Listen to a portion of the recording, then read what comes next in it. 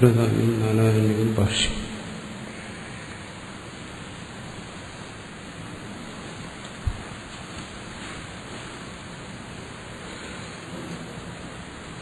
ബ്രഹ്മവ ഇദമഗ്ര ആസീത് തദാത്മാനമേവ അവേദ് അഹം ബ്രഹ്മാസ്മീതി തസ്മാത് തത്സർവം അഭവത് തദ്യോ യോ ദേവാനാം പ്രത്യബുദ്ധ്യത സ ഏവ തദഭവത് തഥാ ഋഷീണാം തഥാ മനുഷ്യാണാം തദ്ഭേദത് പശ്യൻ ശുർവാമദേവഃ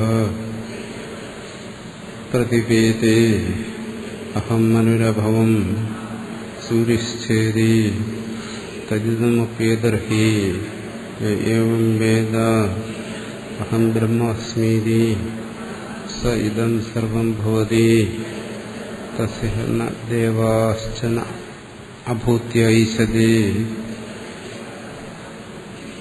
ആത്മഹ്യേഷാം സസ് ഭവതി അധ യോ അന്യാം ദേവതാമുപാസ്തി യോ അസൗ അന്യോ അഹമസ്മീതി ന സ വേദ യഥാ പശുരേവം സദേവാനാം യഥാ വൈ ബഹവ പശവോ മനുഷ്യം ഭുഞ്ജ്യോ ഏകൈകഃ പുരുഷോ ദേവാൻ ഭുനക്തി ഏകസ്മിന്നേവ പശവവാദീയം ആത്മാനേ അപ്രിയം ഭവതി കിമു ബഹുഷോ തസ്മാദേഷാം തന്ന പ്രിയം തദേതന്മനുഷ്യാ വിദ്യുഃ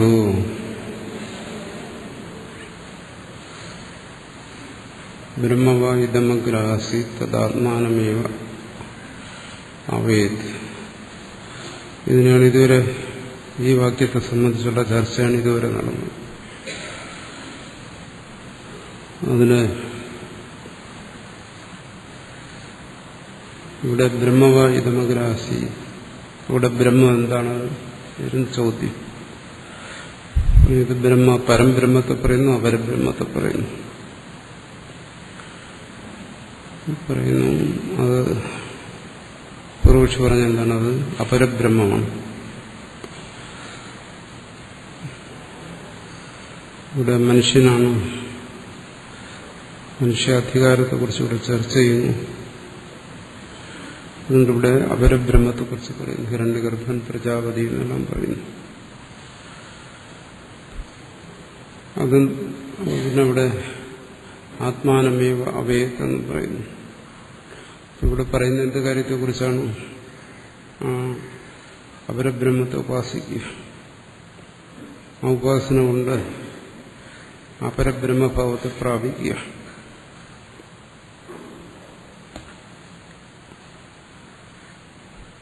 ഇതാണ് പൂർവപക്ഷം. അതിന് ഭാഷ്യകാരൻ നിഷേധിച്ചു. അതിവിടെ ചർച്ച ചെയ്യുന്ന ബ്രഹ്മവിദ്യയെക്കുറിച്ചാണ്. ബ്രഹ്മവിദ്യ എന്തിനു വേണ്ടിയാണ്, അതിന്റെ ഫലം എന്താണ്, അതെല്ലാം ഇവിടെ ചർച്ച ചെയ്ത് ഇവിടെ സമർത്ഥിച്ചു. ഇനി അടുത്ത് വീണ്ടും വരുന്നത് പൂർവപക്ഷമാണ്.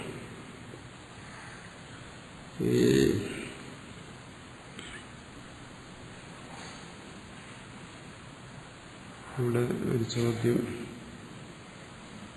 ഇവിടെ സിദ്ധാന്തം അനപഗമന നിഗൂഢത്തേത്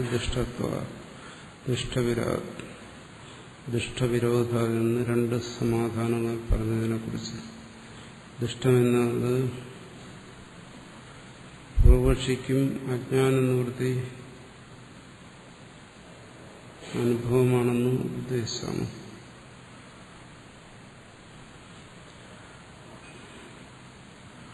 ഇവിടെ പറഞ്ഞ സിദ്ധാന്തമാണ് പൂർവപക്ഷമുണ്ട്.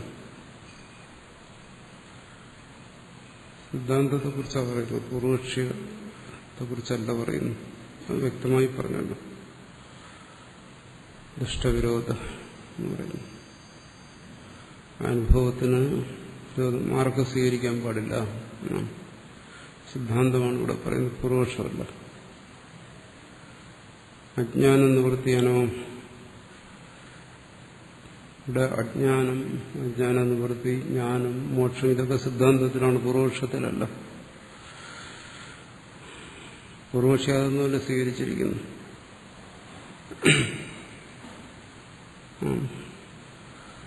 പൂർവപക്ഷിക്ക് ആത്മാവിൽ അജ്ഞാനത്തിന്റെ നിത്യനിവൃത്തത്വം അനുഭവിക്കുന്നുണ്ട്. പൂർവപക്ഷി അത് സ്വീകരിച്ചാൽ പിന്നെ ചർച്ചയുടെ ആവശ്യമില്ല, പൂർവപക്ഷമില്ല. സ്വീകരിക്കാത്ത ആളിനാണ് പൂർവപക്ഷി എന്ന് പറയുന്നത്. സിദ്ധാന്തി പറയുന്നത് പോലെ അജ്ഞാന നിവൃത്തി, ജ്ഞാനം തുടങ്ങിയ കാര്യങ്ങൾ അംഗീകരിക്കാത്ത ആളിനെയാണ് പൂർവപക്ഷി എന്ന് പറയുന്നത്. പൂർവപക്ഷിയും അത് അംഗീകരിക്കണമെങ്കിൽ പിന്നെ ഇവിടെ ചർച്ചയില്ല, ചോദ്യ സമാധാനമില്ല, സമാധാനം മാത്രമേ ഉള്ളൂ. ചോദ്യമില്ലാത്തവർക്ക് പലപ്പോഴും സമാധാനത്തിന്റെ ആവശ്യം വരത്തില്ല. ഇവിടെ പറയുന്നത് സിദ്ധാന്തമാണ്. സിദ്ധാന്തി പറയുന്ന കാര്യങ്ങളൊക്കെ അംഗീകരിച്ചാൽ അത് പിന്നെ സിദ്ധാന്തിയാകും, പൂർവപക്ഷിയാകത്തില്ല.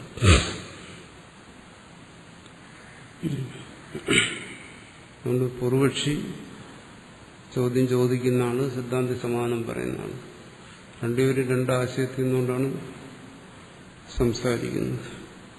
അതാണ് പൂർവപക്ഷിയെ ബോധ്യപ്പെടുത്തുന്നത്. എന്താണ്, ഇതാണ് സിദ്ധാന്തം എന്ന് പറയുമ്പോൾ അതുവരെ പൂർവപക്ഷി എന്താണ് ധരിച്ചിരിക്കുന്നത് അയാൾ വിടുന്നു. അങ്ങനെ സംഭവിക്കാം. തന്റെ സിദ്ധാന്തത്തെ വിട്ടിട്ട് മുഖ്യ സിദ്ധാന്തത്തെ സ്വീകരിക്കുന്നു. ചർച്ച ചെയ്യുമ്പോൾ രണ്ടുപേരുടെ ആശയം ഒന്നല്ല.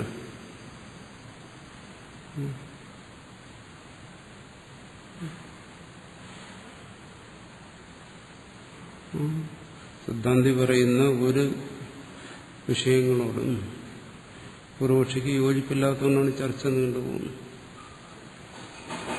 അങ്ങനെ ആ ചർച്ചയിലൂടെ അത്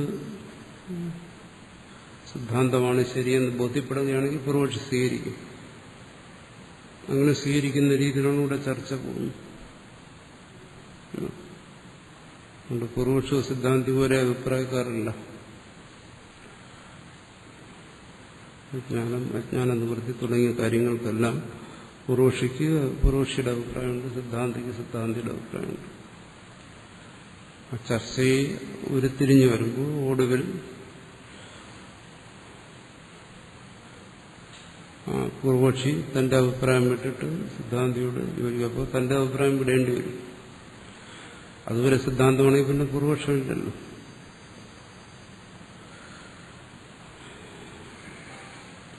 ഇനി അടുത്ത് ചർച്ച ചെയ്യുന്നത് പ്രധാനമായിട്ടും ഇവിടെ ബ്രഹ്മവിദ്യ എന്ന് പറയും. അപ്പോൾ അത് തന്നിൽ നിന്ന് അന്യമായ ഒരു ബ്രഹ്മത്തെക്കുറിച്ചുള്ള വിദ്യയാണോ? ഈ ബ്രഹ്മവും താനും ഒന്നാണോ? വാസ്തവത്തിൽ ഇവിടെ ബ്രഹ്മവിദ്യ എന്ന് പറയുന്നത് ഉപാസനയല്ലേ? ഇതൊക്കെയാണ് സംശയം പൂർവക്ഷി. പൂർവക്ഷത്തിൽ എന്താണ് കാര്യബ്രഹ്മം? ഹിരണ്യഗർഭൻ അല്ലെങ്കിൽ പ്രജാപതി, അത് താനാണെന്ന് ഉപാസിക്കും. ആത്മാനമേവ എന്ന് വെച്ചാൽ ഉപാസന എന്നാണ്. അങ്ങനെ ഉപാസിച്ചതായിത്തീരുക. ഇപ്പൊ താനതല്ല, താനല്ലാത്ത ഒന്നിനെ ഉപാസിച്ച് താൻ എന്നുവെച്ചാൽ ധ്യാനിക്കുക. ഉപാസന എന്ന് വെച്ചാൽ ധ്യാനമാണ്, വേറെ അർത്ഥമൊന്നുമില്ല.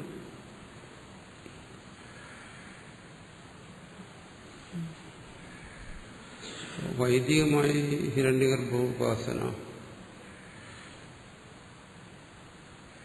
അത് വേദത്തിന് മുമ്പ് വ്യാഖ്യാനിച്ച ഭർത്തൃപ്രപഞ്ചനും മറ്റും അങ്ങനെയാണ് വ്യാഖ്യാനിച്ചത്. തന്നിൽ നിന്ന് അന്യമായി ഒന്നിനെ ഉപാസിക്കുക, അതിന് താനാണെന്ന് ഉപാസിക്കുക. അങ്ങനെ ഉപാസിച്ച് തദ്ഭാവാപത്തി വസനതായിത്തീരുക എന്നുള്ളതാണ്.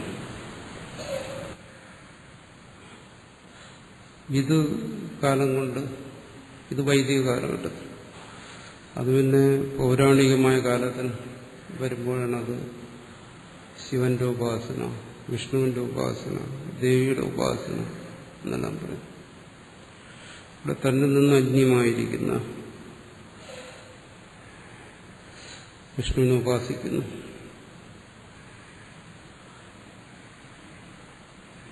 ആദ്യം അത് അംഗീകരിക്കേണ്ട ഒരു ഉപാസനയ്ക്ക് എന്താണോ ഉപാസ്യമായിരിക്കുന്നത് തന്നിൽ നിന്ന് അന്യമാണ്, അത് സ്വീകരിക്കേണ്ടി വരുന്നു. താനാണെങ്കിൽ പിന്നെ ഉപാസനയില്ല, ധ്യാനമില്ല. ധ്യാനിക്കണമെങ്കിൽ എന്ത് വേണം? അന്യമായ ഒന്ന് വേണം. തന്നെ അതിന്റെ ആവശ്യമില്ല. തനിക്ക് തന്നെ ധ്യാനിക്കേണ്ട ആവശ്യം വരുന്നില്ലല്ലോ, താനാണല്ലോ. ധ്യാനിച്ചിട്ട് പിന്നെ എന്ത് ചെയ്യണം? അപ്പോൾ ആദ്യം അന്യമായി സ്വീകരിക്കണം. അന്യമായി സ്വീകരിച്ചു കഴിഞ്ഞാൽ ദേവനോ ദേവിയോ എന്തായാലും അതിനെ അന്യമായിട്ട് തന്നെ ഉപാസിക്കുന്നു. ആ ദേവനെ പ്രാപിക്കണം,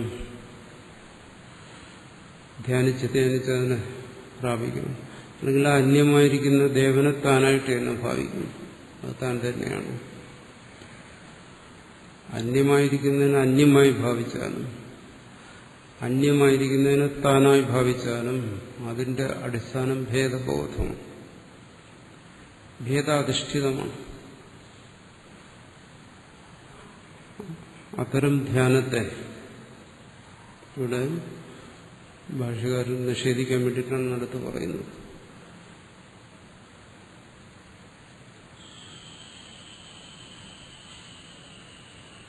അഭേദമാണെങ്കിലും ആ തത്വം അപ്പോൾ അവിടെ വിശേഷിച്ച് ധ്യാനത്തിന്റെ ആവശ്യം വരുന്നില്ല. അവിടെ അറിവ്, ശ്രുതിയിൽ നിന്നുള്ള ഗ്രഹണം മാത്രം മതി. ഇത് ഭേദം സങ്കല്പിച്ചു കഴിഞ്ഞാൽ പിന്നീട് ധ്യാനിക്കേണ്ടി വരും. ധ്യാനത്തിന് അടിസ്ഥാനമായിരിക്കുന്നത് ഭേദമാണ്. അഭേദത്തിലാണെങ്കിൽ ജ്ഞാനം, രണ്ടും തമ്മിലുള്ള വ്യത്യാസം. ഇവിടെ ധ്യാനത്തെ നിഷേധിക്കണമെങ്കിൽ അഭേദത്തെ സമർത്ഥിക്കണം. അതുകൊണ്ടിവിടെ ഭേദത്തെ നിഷേധിക്കുകയാണ്. ഇവിടെ പറയുന്ന ബ്രഹ്മവായുധം ഗ്രമാസി ആത്മാനമേവാവേദ, ഇവിടെ പറയുന്ന ഈ ബ്രഹ്മം ധ്യാനിക്കേണ്ടതെന്നല്ല. എന്തുകൊണ്ടത് അന്യമല്ല, അതറിയേണ്ട ഒന്നാണ്.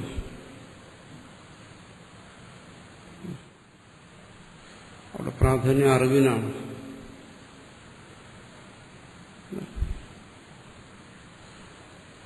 അറിവെന്ന് പറയുന്നത് ധ്യാനം എന്ന് പറയുന്നതിൽ എന്താ വ്യത്യാസം? അറിവ് ഇവിടെ പറഞ്ഞു പ്രമാണജന്യം,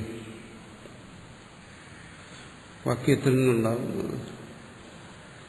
ഇങ്ങനെയാണ് ചക്ഷേന്ദ്രിയം കൊണ്ട് അറിവുണ്ടാകുന്നത്. അറിവ് പ്രമാണത്തിൽ നിന്നേ ഉണ്ടാവും, ധ്യാനത്തിൽ നിന്നുണ്ടാകത്തില്ല. മുമ്പിരിക്കുന്ന പുസ്തകമാണെന്ന് അറിയുന്നതിന് എനിക്ക് പുസ്തകത്തിൽ ധ്യാനിക്കേണ്ട ആവശ്യമില്ല. ഇന്ദ്രിയാർത്ഥ സന്നിവേഷം ഉണ്ടായാൽ ഉടൻ അറിവുണ്ടാകും. പുസ്തകത്തെ കണ്ട ഉടൻ പുസ്തകമാണെന്ന് അറിവുണ്ടാകും. പിന്നീട് അതിനെ ധ്യാനിച്ച് അങ്ങനെ അറിവുണ്ടാക്കേണ്ട ആവശ്യം വരുന്നില്ല. അത് മാനസിക ക്രിയയിലൂടെ ഉണ്ടാക്കിയെടുക്കുന്നില്ല. അത് സംഭവിച്ചേ തീരും. വസ്തുവും ഇന്ദ്രിയവുമായിട്ട് സന്നിവേഷം ഉണ്ടായാൽ അവിടെ ജ്ഞാനം സംഭവിച്ചേ തീരും. അത് നിയമമാണ്.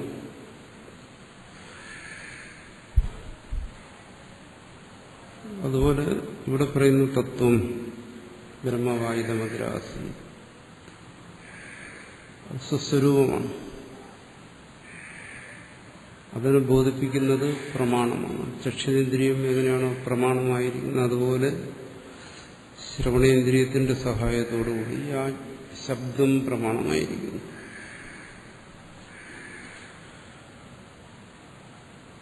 അത് ബോധിപ്പിക്കുമ്പോൾ അവിടെ അറിവുണ്ടാവും.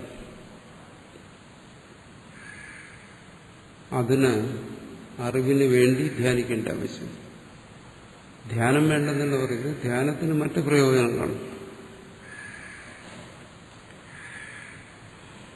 അറിവ്, അജ്ഞാനം നിവൃത്തി, ഈ രണ്ട് കാര്യങ്ങൾക്ക് അതിന്റെ ആവശ്യമില്ല. എന്തുകൊണ്ട്? അറിവ് എപ്പോഴും എവിടെയും അറിവ് പ്രമാണജന്യമാണ്.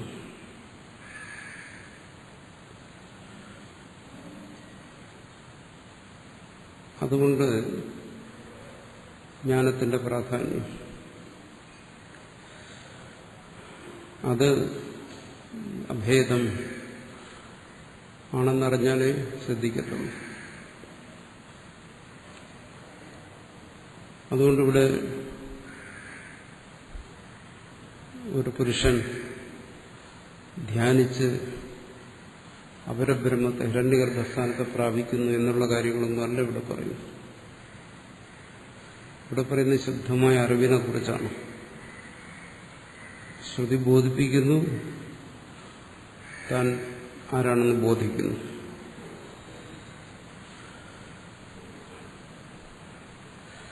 പക്ഷെ ശ്രുതി പല ഭാഗങ്ങളും ശ്രവിക്കുമ്പോൾ ഭേദത്തെ അംഗീകരിക്കുന്നതായിട്ട് തോന്നുന്നു, ഉപാസനയെ അംഗീകരിക്കുന്നതായിട്ടും തോന്നുന്നു. ഭേദമുണ്ടെങ്കിലും ഉപാസനയുണ്ട്. അതിനെക്കുറിച്ചാണ് അടുത്ത് ചർച്ച ചെയ്യുന്നത്. പുണ്യോ വൈ പുണ്യേന കർമ്മണ ഭവതി യുക്തം വിദ്യാകർമ്മണി സമന്വാരഭേദേ മന്ദാബുദ്ധ കർത്ത വിജ്ഞാനാത്മാ പുരുഷ ഇത്യുമാദിശ്രുതി സ്മൃതി ന്യായേഭ്യ പരസ്മാവിലക്ഷണോ അന്യസംസാരി അവഗമ്യതേ. പുണ്യോ വൈ പുണ്യേന കർമ്മണ, പുണ്യഫലങ്ങൾ പുണ്യകർമ്മം കൊണ്ടുണ്ടാകുന്നു. കർമ്മവും ഫലവും ആർക്ക്? ഈശ്വരനാണോ? ബ്രഹ്മത്തിനാണോ? ബ്രഹ്മം പുണ്യത്തെയും ഫലത്തെയും എല്ലാം സൃഷ്ടിച്ച ആളാണ്. അപ്പോൾ പുണ്യം കൊണ്ട് പുണ്യഫലത്തെ നേടേണ്ട ആളല്ല. അപ്പോൾ ആ നേടുന്ന ഒരു സംസാരി വേറെയുണ്ട്, ജീവൻ. തം വിദ്യാകർമ്മണി സമന്വരഭേദേ, വിദ്യ, ഉപാസന, കർമ്മം ഇതെല്ലാം ശരിയായ രീതി അനുഷ്ഠിക്കുന്നു. എന്തിനു വേണ്ടി? ഫലത്തിന് വേണ്ടി. എന്തെങ്കിലും ഒരു നേട്ടത്തിന് വേണ്ടി ഉപാസന അല്ലെങ്കിൽ ധ്യാനം അല്ലെങ്കിൽ കർമ്മം ഇതനുഷ്ഠിക്കുന്നവൻ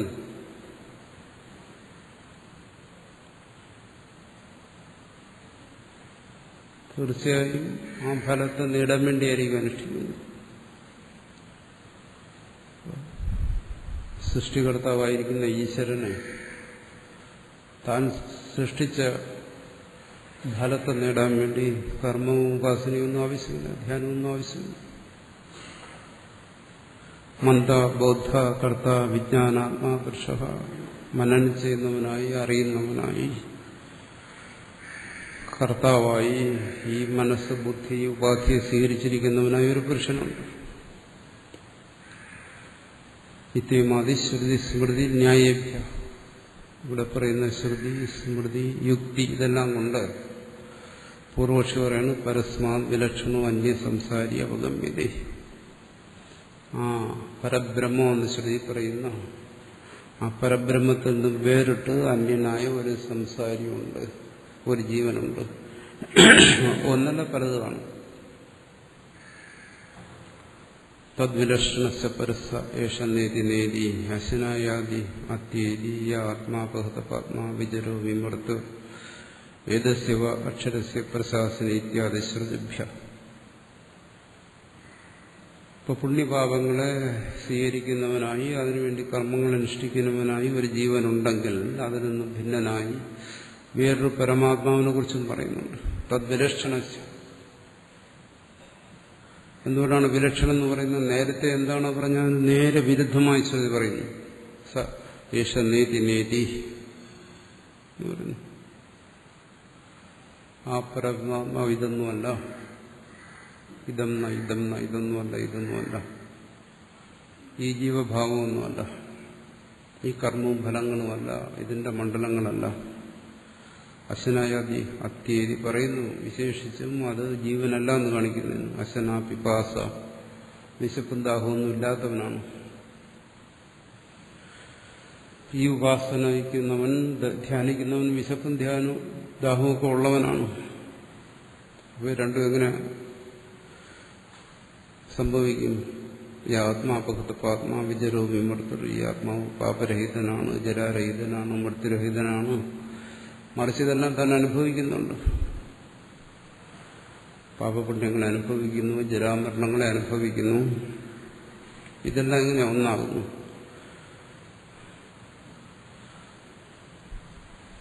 ഏതസ്യ അക്ഷരസ്യ പ്രശാസനെ പറയുന്നു. ഈ അക്ഷരപുരുഷന്റെ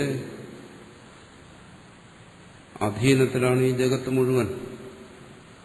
ഇത് ഈ ജീവന് പറയാൻ പറ്റുമോ? എന്റെ അധീനത്തിലാണ് ജഗത്ത് മുഴുവൻ, സൃഷ്ടിച്ച് സംഹാരങ്ങളെല്ലാം ഞാനാണ് ചെയ്യുന്നത്, ഇതെല്ലാം പറയാൻ കഴിയും?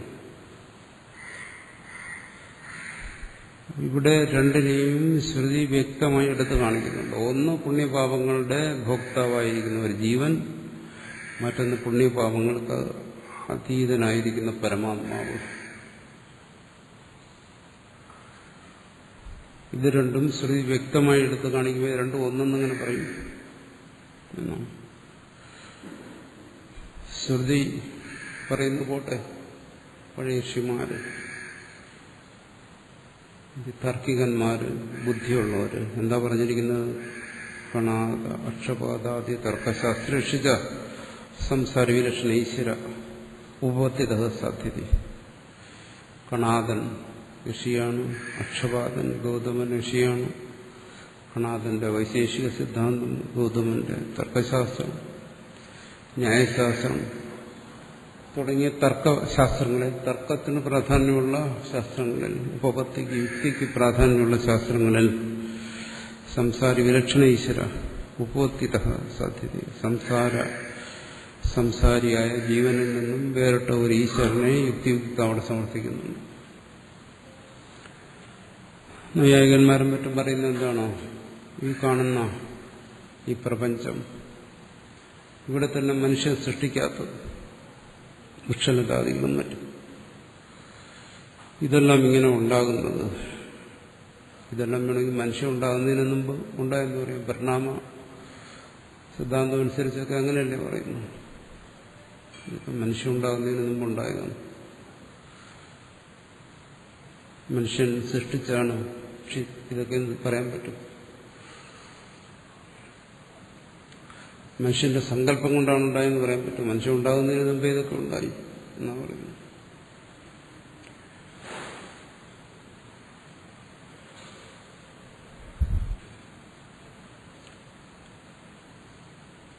ഇതെല്ലാം ഉണ്ടായിരിക്കുന്നത് പിന്നിൽ ഇതെല്ലാം സൃഷ്ടിച്ച ഒരാൾ വേണം. അതാണ് അവരുടെ തർക്കയുക്തി, അനുമാനം എന്ന് പറയും.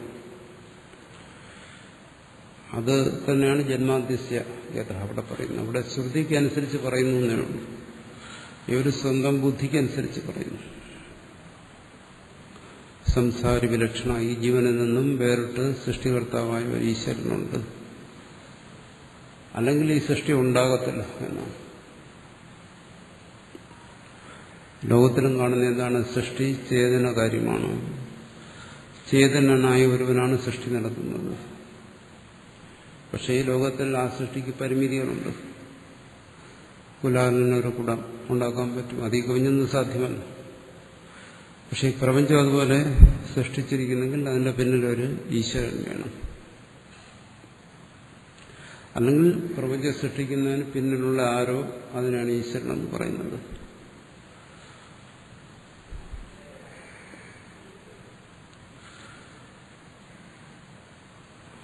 ആ സൃഷ്ടിക്കൊന്നും ശേഷിയില്ലാത്ത അല്പജ്ഞനായിരിക്കുന്ന പരിച്ഛിന്നനായിരിക്കുന്ന ജീവനാണോ അത്? അല്ല. അപ്പോൾ ഈശ്വരനിൽ നിന്ന് ഭിന്നനായിട്ടൊരു ജീവനുണ്ട്. ഇങ്ങനെ ചിന്തിക്കുന്നതിന് എന്താ തെറ്റ്?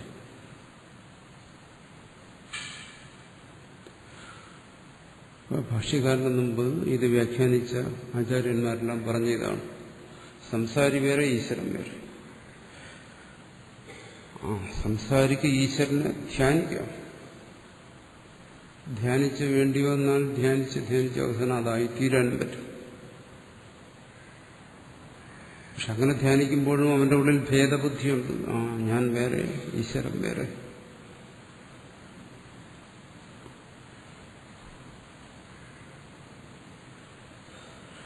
ഭേദബോധത്തിൽ പിന്നെ ധ്യാനിച്ചൂടെ എന്ന് ചോദിക്കും. ഭേദബോധം വന്നു കഴിഞ്ഞാൽ എന്താ ധ്യാനിക്കാൻ കഴിയാത്ത? അഭേദബോധത്തിൽ ധ്യാനമില്ല. ഭേദബുദ്ധിയുള്ളിടത്ത് മാത്രമേ ധ്യാനമുള്ളൂ.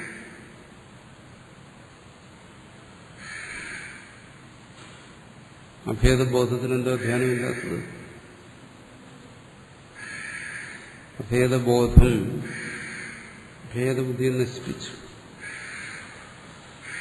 അവിദ്യയെ നശിപ്പിച്ചു, അതിന് കാരണമായിരിക്കുന്ന അജ്ഞാനത്തെ നശിപ്പിച്ചു.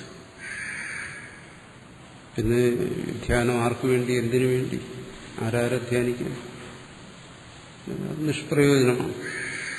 നിഷ്പ്രയോജനമായ കാര്യം ആരെങ്കിലും ചെയ്യും?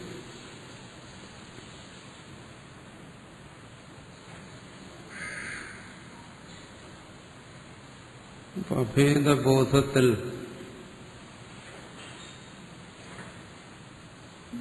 അഭേദബോധത്തിനു വേണ്ടി ഉള്ള ധ്യാനമില്ല. അഭേദബോധം നേടിക്കഴിഞ്ഞാൽ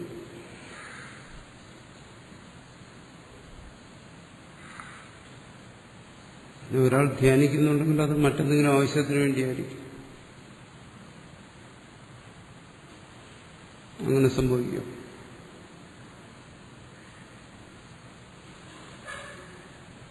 ഇവിടെ ശ്രുതി എന്ന ധ്യാനത്തെ വിധിച്ചിരിക്കുന്നു. അതുകൊണ്ട് ഒരു ഈശ്വരനെ അവിടെ അന്യനായി സ്വീകരിക്കുന്നു. ധ്യാനിക്കാനൊന്നും വേണ്ടേ? ഒരാളെ ധ്യാനിച്ച് ശിവനെ സാക്ഷാത്കരിച്ചു, വിഷ്ണുവിനെ സാക്ഷാത്കരിച്ചു, ദേവിയെ സാക്ഷാത്കരിച്ചു. ഇതെല്ലാം അന്യമായിട്ടുണ്ടായിട്ടല്ലേ സാക്ഷാത്കരിച്ചു?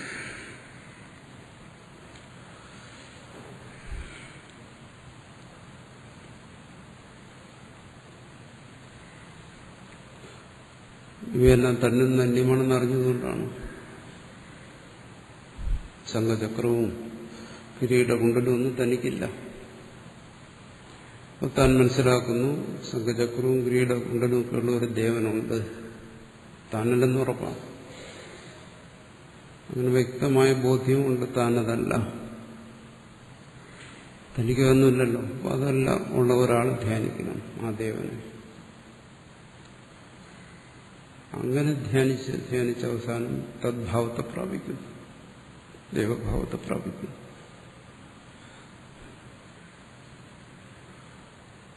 അതുകൊണ്ട് ഈ സംസാരിയിൽ നിന്നും വിലക്ഷണനായ ഒരു ഈശ്വരനെ, അത് വിഷ്ണുവോ ശിവനോ ദേവിയോ ദേവനോ എന്തോ ആയിക്കൊള്ളട്ടെ, അങ്ങനെ ഒരു ഈശ്വരനെ യുക്തി കൊണ്ട് സമർത്ഥിക്കുന്നു. താർക്കികന്മാർ ബുദ്ധിയുള്ളവർ, അവരെടുത്തു പറയണം, അവർക്ക് ബുദ്ധിയുള്ളവരാണ്. ഭാഷ്യകാരൻ ഇപ്പോൾ ശ്രുതി ഇങ്ങനെ മനസ്സിലാക്കുന്നു, മറ്റുള്ളവർ വേറെ തരത്തിൽ മനസ്സിലാക്കുന്നു. അവരെല്ലാം ബുദ്ധിമാന്മാരെന്ന് പ്രസിദ്ധരുമാണ്. അപ്പോൾ അവര് മനസ്സിലാക്കുന്നതിന് വിരുദ്ധമായി മനസ്സിലാക്കുന്നവൻ ബുദ്ധിയില്ലാത്തവനാകും. ബുദ്ധിയുള്ളവൻ മനസ്സിലാക്കുന്നതിന് വിരുദ്ധമായി മനസ്സിലാക്കിയാൽ ബുദ്ധിയില്ലാത്തവനാണ്. അതുകൊണ്ട് അദ്വൈതി ബുദ്ധിയില്ലാത്തവനാണ്.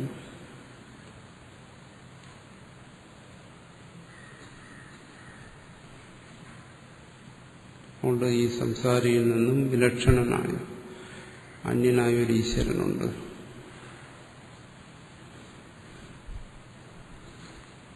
സംസാര ദുഃഖ അഭിനയ അർത്ഥിത്വ പ്രവൃത്തി ദർശന സ്ഫുടം അന്യത്വം ഈശ്വര സംസാരണവകും. അത് മാത്രമല്ല, ഈ ബന്ധനം, ഈ മോക്ഷം, ഇതൊക്കെ ആർക്ക്? ഈശ്വരനാണ്. ഈശ്വരൻ പരാതിപ്പെടുന്നു, ഞാൻ ബന്ധനസ്ഥനായിരിക്കുന്നു, എനിക്ക് ഗുരു വേണം, ശാസ്ത്രം വേണം, ജ്ഞാനം വേണം, സംസാര നിവൃത്തി വേണം, മുക്തി വേണം.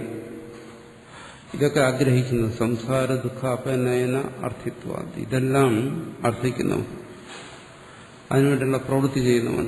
സ്ഫുടം, വ്യക്തമായും അന്യത്വം ഈശ്വര, അവൻ ആ സംസാരി ഈശ്വരനിൽ നിന്നും അന്യനാണ്. ഇല്ലെങ്കിൽ അതിനുവേണ്ടി എങ്ങനെ പ്രവർത്തിക്കും?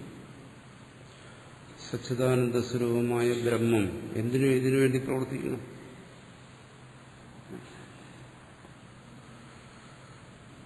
നമ്മുടെ ജീവൻ വേറെ തന്നെയാണ്, എന്നാലേ ഈശ്വരനെ ധ്യാനിക്കാൻ പറ്റും. എന്തേ പറയുന്നു? എനിക്ക് പഞ്ചസാര കഴിച്ചുകൊണ്ടിരുന്നാൽ മതി, പഞ്ചസാര ആകണ്ടെന്ന്.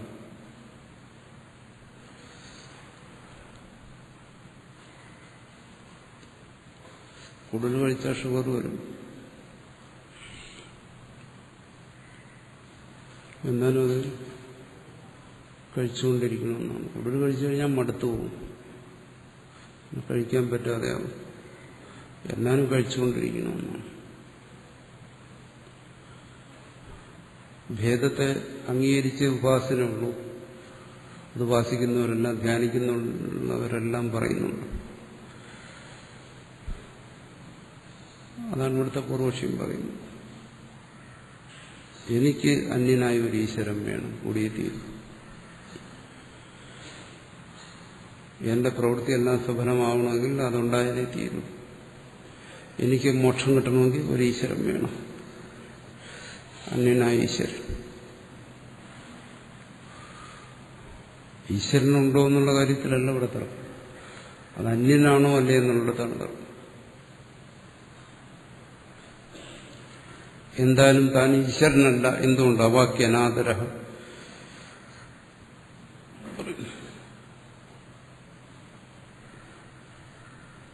അവാക്, അപ്രാണൻ, അമനൻ. വാക്കില്ല, പ്രാണനില്ല, മനസ്സില്ല, ഒന്നുമില്ലാത്ത ഒന്ന്. ഞാനതൊക്കെ ഉള്ളവനാണ്. ഞാനെങ്ങനെ ഈശ്വരനാകും? അനാദര, ആദരം. ഇവിടെ ആദരം എന്ന് വെച്ചാൽ ഭ്രമം. ഞാനിപ്പോൾ ഭ്രമമുള്ളവനാണ്, ഈ ശരീരത്തിലൊക്കെ ഭ്രമിച്ചിരിക്കുന്നവനാണ്. ഒരു ഈശ്വരനുണ്ട് ഈ ഭ്രമമില്ലാത്തവൻ. അത് ഞാനെങ്ങനെയാകും എന്ന് ശ്രുതി പറയുന്നു. സ്മൃതി എന്തു പറയുന്നു?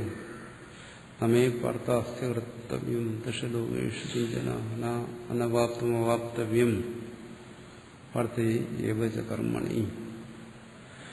എനിക്കൊന്നും പ്രാപിക്കേണ്ടതായിട്ടില്ല, മോക്ഷം എനിക്ക് പ്രാപിക്കേണ്ടതായിട്ടില്ല, എനിക്ക് കർത്തവ്യങ്ങളില്ല.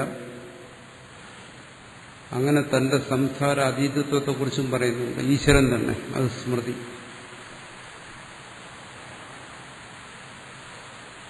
ഇനി ശ്രുതി പറയുന്നത് സ്വന്വേഷ്ടവ്യ സവിജിജ്ഞാസം, അവനെ അന്വേഷിച്ചറിയണം, സാക്ഷാത്കരിക്കണം.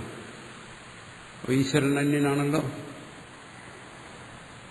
തം വിദിത്വ അനലിപ്യതേ. അവനെ അറിഞ്ഞു കഴിഞ്ഞാൽ പിന്നെ പാപത്താൽ ബന്ധിക്കപ്പെടുന്നില്ല. അപ്പൊ അവൻ വേറെ ഉണ്ടല്ലോ. ഇപ്പൊ തനിക്ക് പാപമുണ്ടല്ലോ. ബ്രഹ്മവിദാപ്നോതി പരം. അതിനെ അറിയുന്നവൻ അതിനെ പ്രാപിക്കുന്നു. അവിടെയും അത് വേറെയാണല്ലോ. ഏകദൈവാനുതിഷ്ഠവ്യം ഏതത്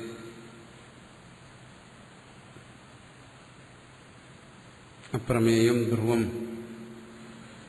ഇത് അപ്രമേയമാണ്, ധ്രുവമാണ്. ഇതിനെ ഏകഥ ഒരു പ്രകാരത്തിൽ തന്നെ സാക്ഷാത്കരിക്കണം. യുവായ ഏത് അക്ഷരം ഗാർഗ്യ വിദിത്വ, ഗാർഗ്യ ഉപദേശിക്കുന്ന യാജ്ഞവൽക്യ ഇതിനെ അറിയാതെ പോകുന്നവൻ കൃപണനാണ്, അവൻ സംസാരത്തെ പ്രാപിക്കുന്നു. തമേവ ധീരോ വിജ്ഞായ വിവേകി, അതിനെ അറിയുന്നു. പ്രണവോ ധനുശരോ ഹ്യാത്മാ ബ്രഹ്മ തദ്ലക്ഷ്യമുച്യതേ. ഈ ജീവാത്മാവാണ്. ശരം അത് ലക്ഷ്യമാക്കുന്ന ലക്ഷ്യം, അത് പരബ്രഹ്മമാണ്. പ്രണവമാണ് ധനു, അതിന്റെ ഉപായം.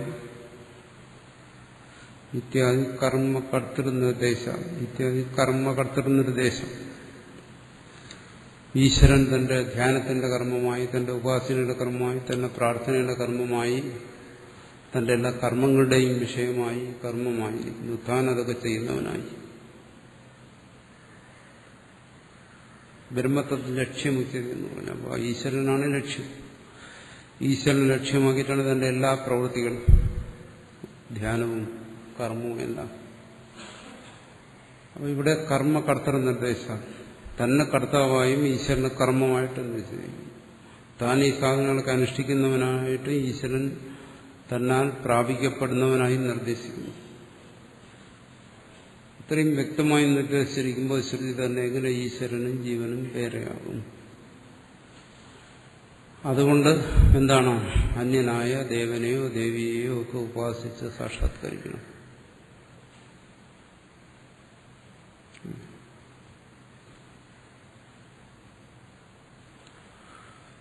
അത് ഭേദചിന്തയിൽ അധിഷ്ഠിതമായ ധ്യാനത്തെ അതിനിവിടെ നിഷേധിക്കുന്നു. അതുമാത്രമല്ല, ഇനിയുണ്ട് മുമുക്ഷുവസ്ഥ ഗതിമാർഗവിശേഷവും ദേശോപദേശ. മുമുക്ഷുവിന് രണ്ടു തരത്തിലൊന്ന് കർമ്മങ്ങൾ ചെയ്യുന്നവർ, മറ്റൊന്ന് ഉപാസകർ. പ്രധാനമായിട്ട് അവർക്കുള്ള ഗതി, പോകേണ്ട മാർഗങ്ങൾ, എത്തിച്ചേരേണ്ട സ്ഥലം, ഇതെല്ലാം വെവ്വേറെ പറഞ്ഞിരിക്കുന്നു. അസതി ഭേദേ കസ്യ കുതോ ഗതിസ്യ. നിങ്ങൾ പറയുന്ന ഇവിടെ ഭേദമേ ഇല്ല, സർവം അഭേദമാണ്, ഈശ്വരനില്ല, താനില്ല, ഒരു തരത്തിലുള്ള ഭേദമില്ല, കേവലം അഭേദം മാത്രമാണ്. അല്ലെങ്കിൽ ആരാരെ പ്രാപിക്കും, ആരാരെ ധ്യാനിക്കും? കസ്യ കുതോ ഗതി, ആരാണ് ആരെ പ്രാപിക്കേണ്ടത്? അതൊന്നുമില്ല എന്ന് പറയണമെങ്കിൽ തദഭാവേജ ദക്ഷിണ ഉത്തരമാർഗ വിശേഷാനുപത്തി. ഇവിടെ ദക്ഷിണായനും ഉത്തരായണവും പറഞ്ഞിരിക്കുന്ന ആർക്ക് വേണ്ടി?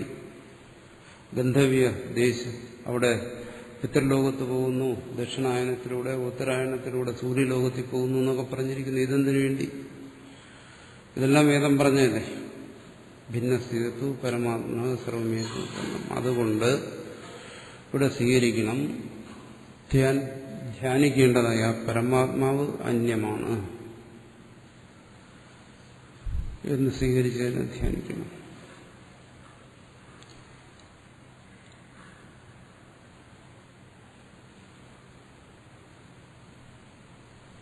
ഭിന്നസേതു പരസ്മാത്മന സർവമേതു. അതുകൊണ്ട് താൻ വേറെ, പരമാത്മാവ് വേറെ. താൻ പരമാത്മാവിനെ ഉപാസിക്കണം. കർമ്മജ്ഞാന സാധന ഉപദേശാച്ച.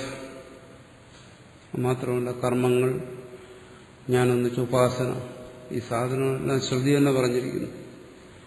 അത് അന്യനായ ഒന്നുണ്ടെങ്കിൽ സാധ്യമാകും. ഭിന്നശ്ചേ ബ്രഹ്മണ സംസാരിച്ച യുക്ത തമ്പ്രതി അഭ്യുദയ നിശ്രേഷ സാധനയോ കർമ്മജ്ഞാന ഉപദേശം. അതുകൊണ്ട് ആ ബ്രഹ്മത്തിൽ നിന്ന് ഭിന്നമായ ഒരു സംസാരി ഉണ്ടെങ്കിൽ മാത്രമേ ഭിന്നസ്യ ബ്രഹ്മണ സംസാരിച്ച തമ്പ്രതി അഭ്യുദയ നിശ്രയിച്ചത്. അങ്ങനെയുള്ള ഒരു പുരുഷനെ സംബന്ധിച്ച് അഭ്യുദയവും നിശ്രയിച്ചതും എല്ലാം വിധിച്ചിരിക്കുന്നു. അന്യനായതുകൊണ്ട് അവനാണ് അതിന്റെ ആവശ്യമുള്ളത്. അഭ്യുദയത്തിന്റെയും നിശ്രേഷത്തിന്റെയൊക്കെ ആവശ്യം ആർക്കാണുള്ളത്? അത് അർഹതയുള്ളവനാണ്. അത് അർഹതയുള്ളവൻ ആരാണ്? ജീവനാണ്. എങ്ങനെയുള്ള ജീവൻ? ആ പരമാത്മാവിൽ നിന്നും വേറിട്ടവൻ.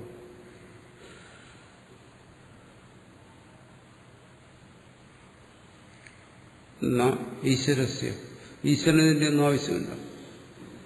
കർമ്മം ചെയ്തൊന്നും നേടുക, ഉപാസന ചെയ്തു ധ്യാനിച്ചൊന്നും നേടുക, ഇതൊന്നും ഈശ്വരന് ആവശ്യമെന്നുണ്ട്. ആപ്തകാമത്തെ ഈശ്വരൻ ആപ്തകാമനാണ്. ആപ്തകാമസ്യകാസ്പൃഹ, അവിടെ സ്പൃഹയില്ല. തസ്മാദിത്തം ബ്രഹ്മേരി ബ്രഹ്മഭാവി പുരുഷോച്ചതി. അതുകൊണ്ട് അവിടെ ബ്രഹ്മവായുധമെങ്കിൽ ആസീതെന്ന് പറയുന്നിടത്ത് ബ്രഹ്മശബ്ദം കൊണ്ട് ആ പുരുഷനെയാണ് പറഞ്ഞത്. ഏത് പുരുഷൻ? ഭാവിയിൽ ധ്യാനിച്ച് ബ്രഹ്മത്തെ ധ്യാനിച്ച് ബ്രഹ്മമായി തീരുന്ന പുരുഷനെയാണ് പറഞ്ഞത്. മുമ്പ് ഈ ചർച്ച വന്നു. അല്ല, കഴിഞ്ഞ ദിവസം നമ്മൾ ചർച്ച ചെയ്തതുപോലെ സ്വസ്വരൂപത്തെ അല്ല പറയുന്നു.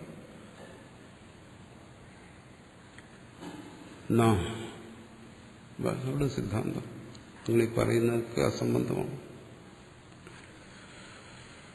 ഇത് ഭാഷ്യകാരന് മുമ്പുള്ള ആൾക്കാർ പറഞ്ഞു, ഭർത്തൃപ്രപഞ്ചനും മറ്റും. അത് കഴിഞ്ഞ് ഭാഷ്യകാരൻ വന്നിട്ടാണ് നിഷേധിച്ചു. അത് ശരിയല്ല. നിങ്ങളീ പറയുന്നതിനൊക്കെ യുക്തി ഉള്ളതുപോലെ തോന്നുന്നു, പക്ഷെ ഇതൊന്നും പരമാർത്ഥമല്ല. അത് ബോധിപ്പിച്ചിട്ട് ഇന്നും ജിജ്ഞാസുക്കളെല്ലാം ആ വഴിക്ക് തന്നെ സഞ്ചരിക്കുന്നു. ഭാഷകാരൻ ഇത് ബോധിപ്പിച്ചിട്ട് എത്ര കാലമായി. വീണ്ടും എന്ത് ചെയ്യുന്നു? ഈ ജീവന്മാരെല്ലാം അജ്ഞന്മാരായി ഭേദത്തെ സ്വീകരിച്ച് ഉപാസിക്കുന്നു. ഇത് ഉപദേശിച്ചതിന് ശേഷം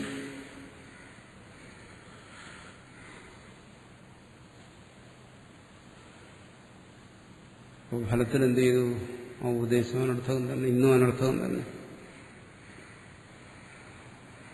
ബ്രഹ്മോപദേശാനർത്ഥയ്ക്ക് പ്രശ്നം. നിങ്ങളിങ്ങനെ ഭേദഭാവനയോടുകൂടി ഉപാസിക്കുകയാണെങ്കിൽ പിന്നെ തത്വമസി തുടങ്ങിയ കാര്യങ്ങളെല്ലാം വ്യർത്ഥമായി.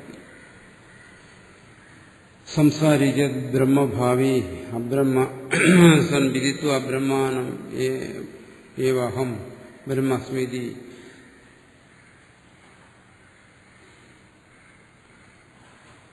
സർവമഭവത് തസ്യ സംസാരി ആത്മവിജ്ഞാനാദേവ സർവാത്മഭാവസ്യ ഫലസ്യ സിദ്ധത്വ പരബ്രഹ്മോപദേശസ്യ ധ്രുവം അനർത്ഥയ്ക്കും പ്രാപ്തം. എങ്ങനെ അനർത്ഥമാകും? ബ്രഹ്മോപദേശം ഇങ്ങനെ തുടരുകയാണെങ്കിൽ, ഭേദബുദ്ധിയോടുകൂടി ഈ ഉപാസന തുടരുകയാണെങ്കിൽ ഈ ശ്രൗതമായ വിജ്ഞാനം അസംബന്ധമാണ്, ശ്രുതി അസംബന്ധമാണ്, തത്വമസി അസംബന്ധമാണ്. സംസാരിച്ച ബ്രഹ്മഭാവ്യ ബ്രഹ്മ സൻവിദിത്വ സംസാരി ബ്രഹ്മത്തെ ഉപാസിക്കുന്നു. ബ്രഹ്മമായി തീരാൻ വേണ്ടിയിട്ട്, ബ്രഹ്മഭാവ്യമായി ബ്രഹ്മത്തെ ഉപാസിക്കുന്നു. അഹം ഹിരണ്യഗർഭ, ഞാൻ പ്രജാപതിയാണ്, ഞാൻ ഹിരണ്യഗർഭനാണ്, ഇങ്ങനെ ഉപാസിക്കുന്നു.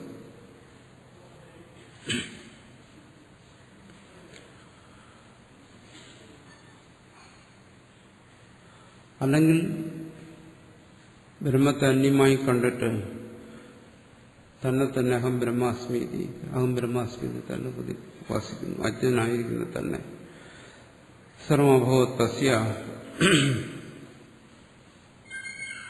സംസാരി ആത്മവിജ്ഞാനാദേവ, അങ്ങനെ അന്യനായി തന്നെ അന്യനായി കാണുന്നു, താൻ സംസാരിയായി തന്നെ അറിയുന്നു.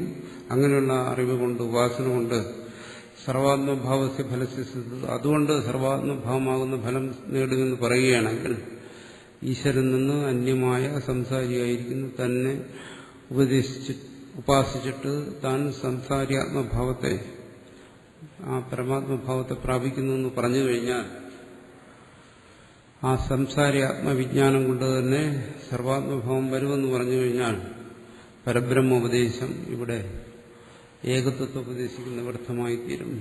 ധ്രുവമാനധൈക്യം പ്രാപ്തി, ഇതെല്ലാം വ്യർത്ഥമായി തീരും. അതുകൊണ്ട്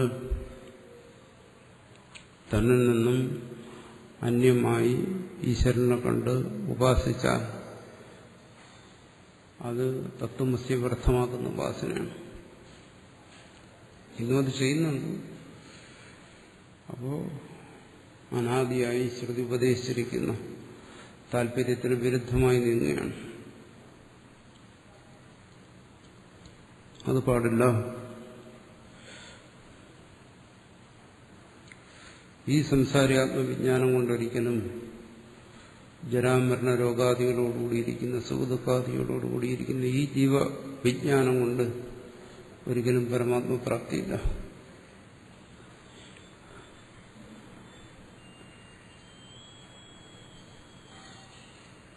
പൂർവക്ഷി പറയുന്നത് സംസാരിയായിരിക്കുന്ന ജീവനെ തന്നെ ബ്രഹ്മമായി ഉപാസിച്ചിട്ട് ബ്രഹ്മപ്രാപ്തിയെ പ്രാപിക്കണമെന്നാണ്.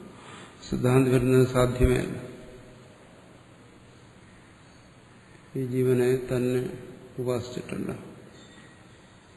തന്നെ അറിയണം, തന്നെ ഉപാസിക്കണമെന്നെല്ലാം പറയുന്നിടത്ത് തന്നെ എങ്ങനെ തന്റെ അസംസാരി സ്വരൂപത്തെ അറിയണമെന്നാണല്ല, അസംസാരി രൂപത്തെ അറിയണമെന്നല്ല.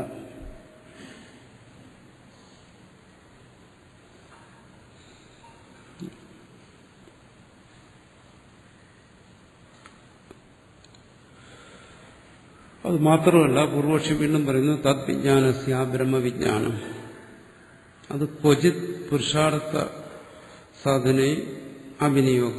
അത് ഒരിടത്തും ഈ കർമ്മങ്ങളിലൊന്നും പുരുഷാർത്ഥമായ സ്വർഗാദികൾ അതിന്റെ സാധനമായി അവിനിയോഗ, അതിനൊരു ബന്ധവുമില്ല.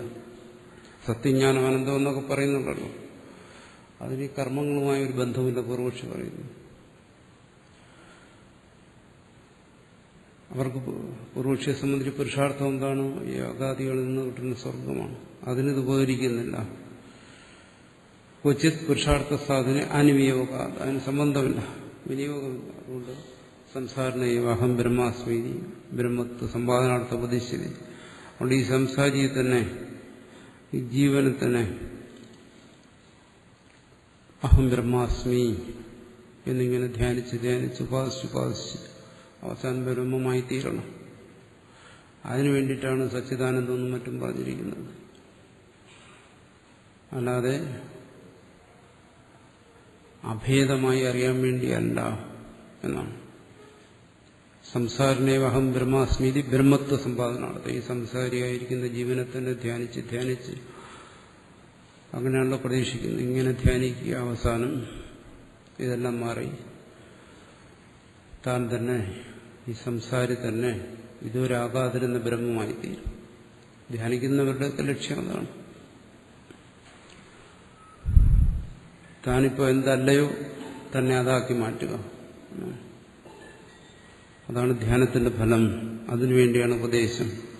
ബ്രഹ്മത്വ സമ്പാദനാർത്ഥം സംസാരിയെ ബ്രഹ്മമാക്കിത്തീർക്കും.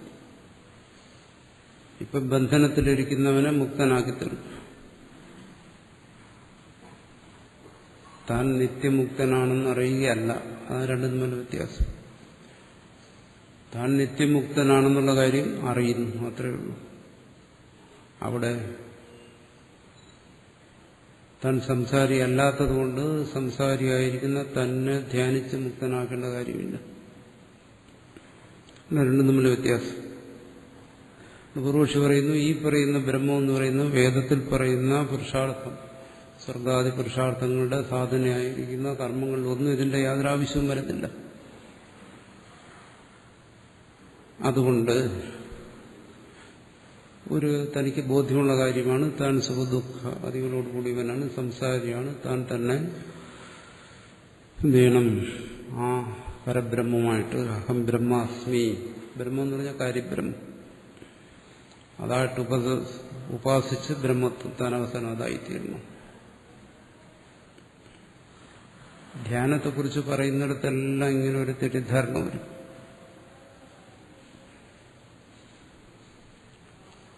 എന്താണ്? ധ്യാനിക്കണമോ അവിടെ ഭേദബുദ്ധി വേണം. അന്യമായി ഒന്നിനെ ധ്യാനിക്കാൻ പറ്റൂ.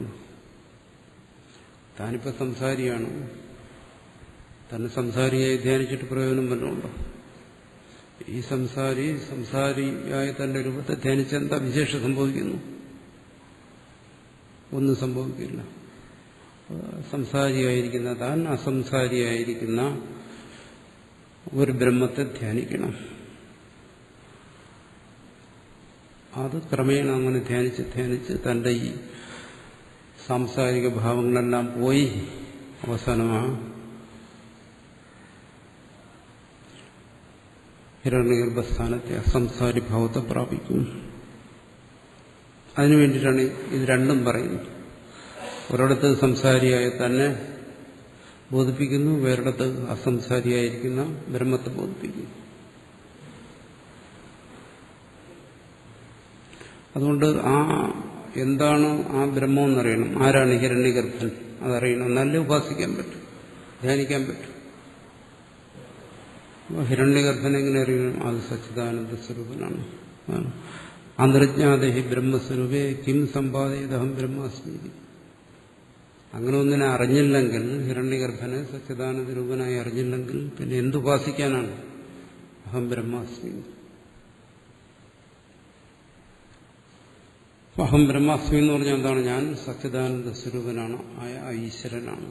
ഹിരണ്യഗർഭനെന്നോ പ്രജാപതിയെന്നോ ഈശ്വരനെന്നോ ശിവനെന്നോ വിഷ്ണുവെന്നോ ദേവനെന്നോ ദേവിയെന്നോ എന്ത് വേണോ പറയാം, ഞാനതാണ്. ഉപാസന അല്ലെങ്കിൽ ധ്യാനത്തിന്റെ ആധാരം ഈ ഭേദബുദ്ധിയാണ് എന്നാണ് പറയുന്നത്. ഭേദബുദ്ധിയുള്ളവനെ അത് സാധിക്കും. നിർജാത ലക്ഷണ ഹി ബ്രഹ്മണി ശക്യ സമ്പത്കർത്തം. അതുകൊണ്ട് ധ്യാനം ചെയ്യുന്നതിന് നമുക്ക് വ്യക്തമായൊരു ലക്ഷ്യം വേണം. അതെന്താണ്? സച്ചിദാനന്ദ സ്വരൂപമായ ബ്രഹ്മം. അതിനെ മനസ്സ് ഏകാഗ്രമായി ധ്യാനിക്കുക. അങ്ങനെ ധ്യാനിക്കുമ്പോൾ തന്റെ ഈ സംസാരഭാവമെല്ലാം പോയി താനതായിത്തീരും. പറയുമ്പോൾ ശരിയാണെന്ന് നമുക്ക് തോന്നും.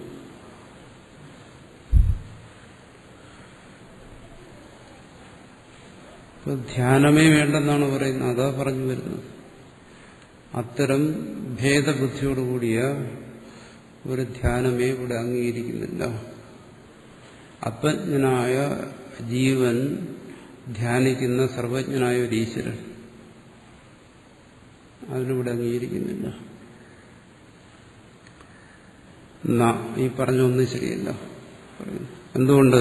അയമാത്മാ ബ്രഹ്മ യ സാക്ഷാത് അപരോക്ഷാത് ബ്രഹ്മ യ ആത്മാ തസത്യം സ ആത്മാ ബ്രഹ്മവിദാപ്നോതി പരം ഇതി പ്രകൃത്യ തസ്മാത്മാത്മന ഇതി സഹസ്രശ ബ്രഹ്മാത്മശക്തിഹു സാമാനാധികരണ്യാത്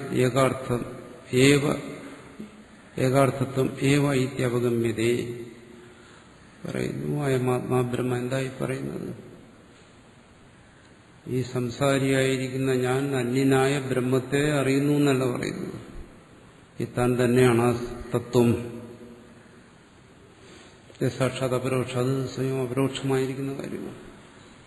നീ നിന്റെ സംസാരിത്വത്തെ, ജനന മരണങ്ങളെയൊക്കെ അറിയുമ്പോൾ അവിടെ അപരോക്ഷമായിരിക്കുന്ന തത്വം അതിനെ നീ അറിയുന്നില്ലെന്നേ ഉള്ളൂ. ആത്മാ അപഹത പാത്മാ. ഇവിടെ പറയുന്നത് നീ സംസാരി എന്നല്ല ശ്രുതി ബോധിപ്പിക്കുന്നു. ഈ അപഹത പാത്മാ പാപപുണ്യങ്ങൾക്ക് അതീതനായ തത്വമാണെന്നാണ്. തസത്യം സ ആത്മാ പറയുന്നു. നീ അന്വേഷിക്കുന്ന സത്യം അത് നീ തന്നെയാണ്. സാത്മാ അത് നിന്റെ സ്വരൂപം തന്നെയാണ്. ബ്രഹ്മവിദാപ്നോതി പരം. അങ്ങനെ സ്വസ്വരൂപത്തെ അറിയുന്നവനാണ് അതിനെ പ്രാപിക്കുന്നു എന്ന് പറയുന്നത്.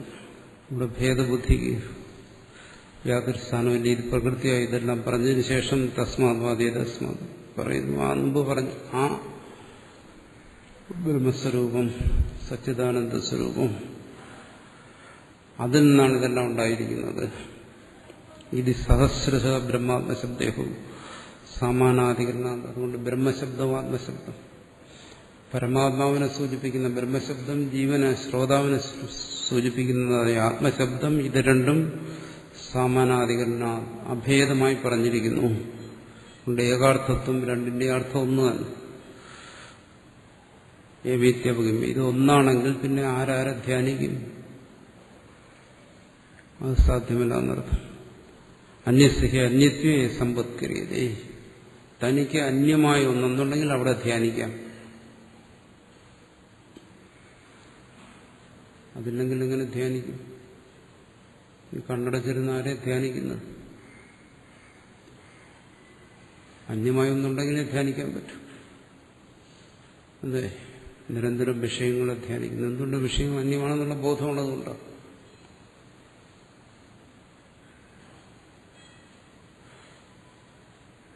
അഭേദമാണെങ്കിൽ ആർക്കാരെ ധ്യാനിക്കാൻ പറ്റും? ഏകത്വേ, ഏകത്വത്തിൽ ധ്യാനമില്ല എന്നാണ്. ഏകത്വ ബുദ്ധിയിൽ ധ്യാനമില്ല. ഇതം സർവവേദയം ആത്മാ, ഇതെല്ലാം ഈ കാണുന്ന സർവ്വം എന്താണ്? ആ പരമാത്മാവ് തന്നെ. ഈ കാണുന്ന എല്ലാം പരമാത്മാവെന്ന് പറയുമ്പോൾ കേൾക്കുന്നവനും അത് തന്നെയാണ്. പിന്നെ അന്യമായി ഏത് പരമാത്മാവിനെ, ഏത് ദേവനെ, ഏത് ദേവിയെ ധ്യാനിക്കാനാണ്? ഇതല്ലേ സത്യം. അപ്പോൾ ഈ സത്യമല്ലേ ബോധിക്കേണ്ടത്?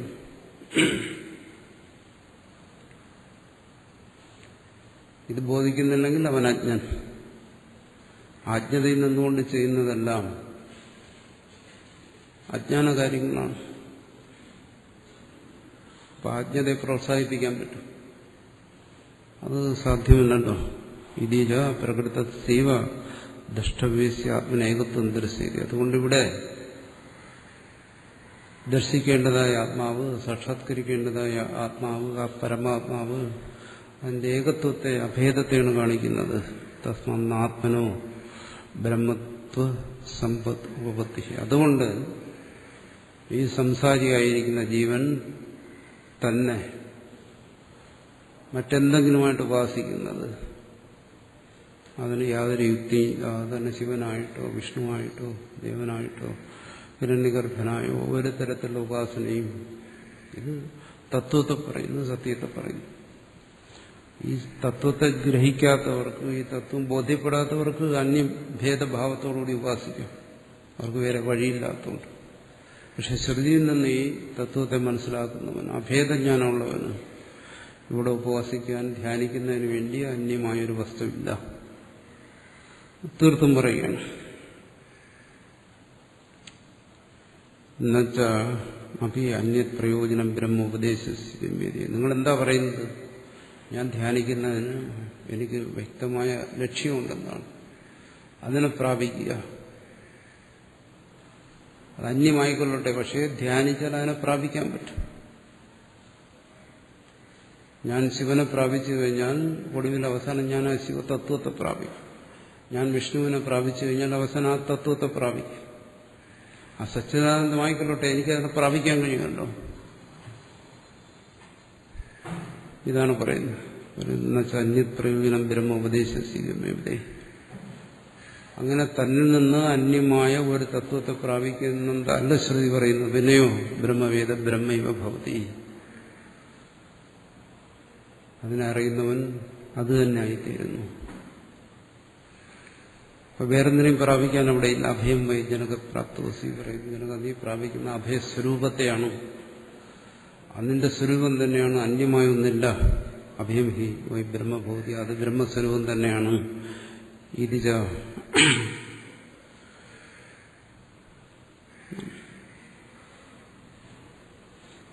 തദാപത്തി. ഇവിടെ പറയുന്ന തദാപത്തിയാണ്, തന്നിഷ്ഠ. അതാണ് പറയുന്നത്. പരമാത്മനിഷ്ഠയെക്കുറിച്ചാണ് ഇവിടെ പറയുന്നത്. ബോധം കൊണ്ടുവരുന്ന പരമാത്മനിഷ്ഠ. സമ്പത്തിച്ച് തഥാപത്തിൽ നസ്യ. ഈ നിഷ്ഠ വരത്തില്ല ധ്യാനിക്കുകയാണെങ്കിൽ. അന്യമായ ഒന്നിനെ പ്രാപിക്കേണ്ടി വരും.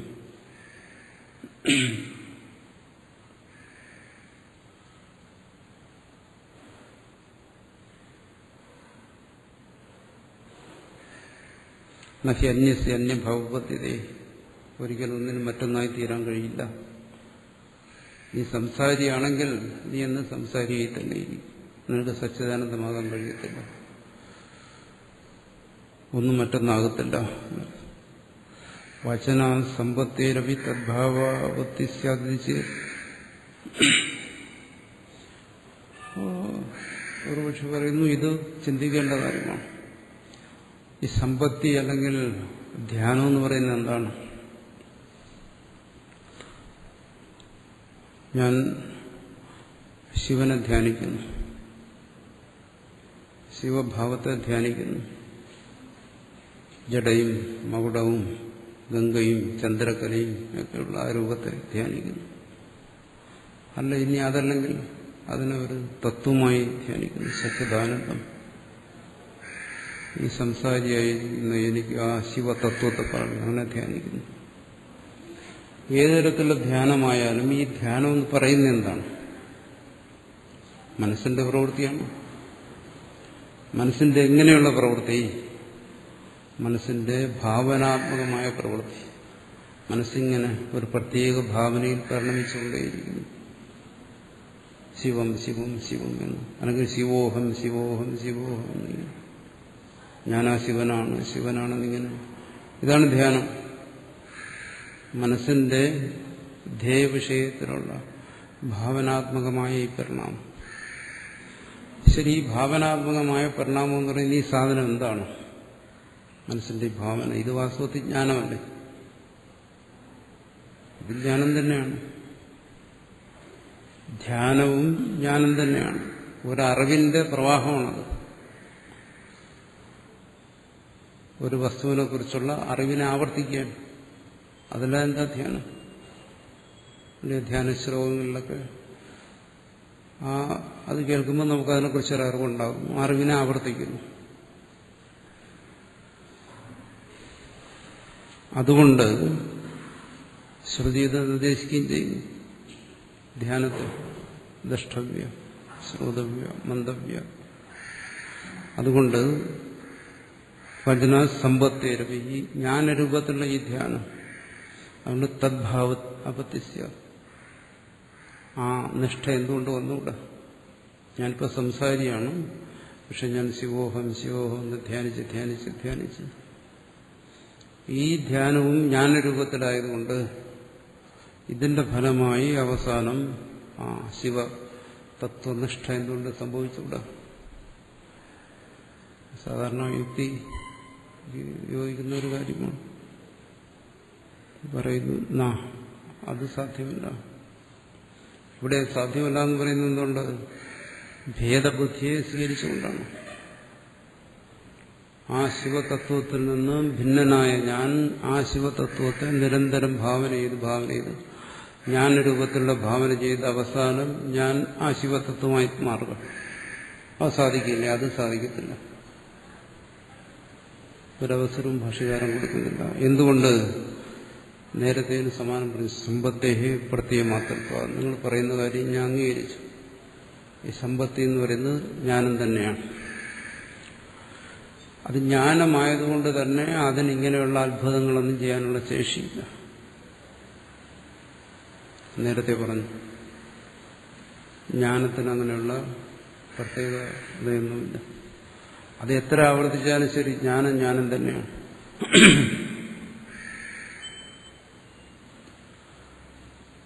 അതിനുള്ള ശേഷിയില്ല. എന്തുകൊണ്ട്? വിജ്ഞാനസിജ മിഥ്യാജ്ഞാന നിവർത്തകത്വം വ്യതിരേകേണ അകാരകത്വം മിഥ്യാവാദം. ജ്ഞാനം ഒരൊറ്റ പണിയേ ഉള്ളൂ. രണ്ടാമതൊരു പണി ജ്ഞാനത്തിനില്ല. അജ്ഞാനത്തെ ഇല്ലാതാക്കും. അജ്ഞാനത്തിന്റെ സ്ഥാനത്ത് അത് കയറിയിരിക്കും. അതിൽ കവിഞ്ഞ് ജ്ഞാനത്തിന് ഒരു തരത്തിലുള്ള പരിവർത്തനവും ഒരു സ്ഥലത്തും വരുത്താൻ ജ്ഞാനത്തിന് ശേഷിയില്ല. ഞാനിപ്പോൾ സംസാരിയാണ്. സംസാരിയായിരിക്കുന്ന ഞാൻ പറയുന്നു ശിവോഹം ശിവോഹം ശിവോഹം.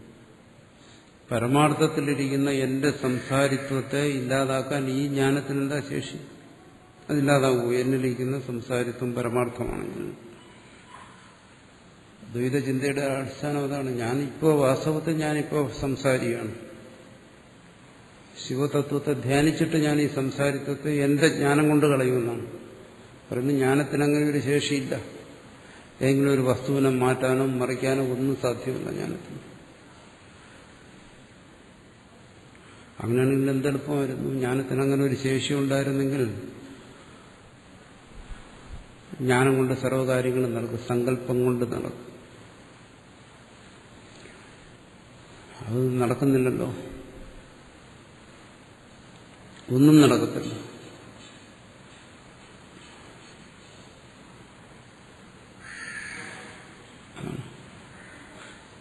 പറയുന്നു എന്നുവെച്ചാൽ വചനം വസ്തുനഃ സാമർഥ്യജനകം പറയുന്നു.